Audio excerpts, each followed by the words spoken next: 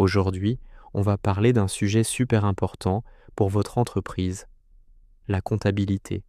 Je vais vous révéler les 3 erreurs comptables les plus courantes et surtout des astuces simples pour les éviter. Que vous soyez débutant ou déjà lancé, restez avec moi jusqu'à la fin, ces conseils pourraient vraiment vous sauver la mise. C'est parti. L'erreur numéro 1, c'est de mélanger votre argent perso et celui de l'entreprise. Je sais, au début, c'est tentant d'utiliser votre compte personnel pour des petites dépenses pro, mais c'est une très mauvaise habitude. En comptabilité, votre entreprise est une entité à part entière. Mélanger les deux, c'est comme lire une carte avec les routes de 2 villes différentes. Ça complique tout et, en cas de contrôle, ça peut devenir un vrai cauchemar. La solution ? Ouvrez un compte bancaire dédié à votre entreprise dès le départ. C'est la règle d'or. Passons à la deuxième erreur. Ne pas enregistrer les opérations au fil de l'eau. On se dit tous, je le ferai plus tard, à la fin de la semaine, à la fin du mois. Et on se retrouve le 31 décembre avec une montagne de factures et de tickets de caisse à traiter, dans un état de stress pas possible. Le problème, c'est que plus on attend, plus on risque d'oublier des transactions, de faire des erreurs de saisie, ou pire, de perdre des justificatifs. Une comptabilité qui n'est pas à jour, c'est comme conduire dans le brouillard. Vous ne savez pas où vous allez. En enregistrant vos dépenses et vos recettes régulièrement, vous avez une vision claire et en temps réel de la santé financière de votre business.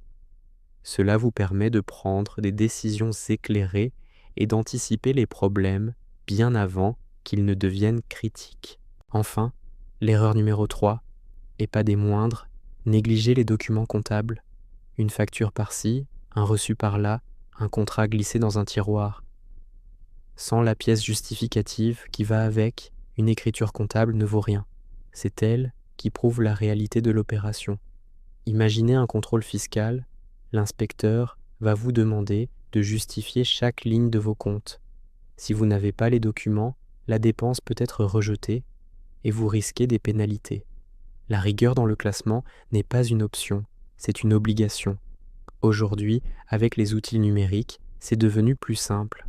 Alors, pour résumer, comment éviter de tomber dans ces pièges ? C'est simple. Premièrement, un compte bancaire dédié à votre activité. Deuxièmement, une organisation simple mais régulière pour enregistrer vos opérations, même si c'est juste 15 minutes chaque jour.